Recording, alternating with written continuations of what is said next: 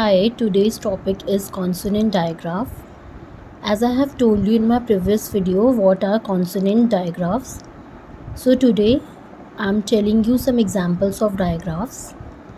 When these two consonants comes together and make a sound, so that is called digraph. Like CH, ये दोनों मिलकर तीन special sounds बनाते हैं, 3 special sounds. First is ch, second is k, and third is ch. Examples of ch: chair, chat, child, chips, chain, check.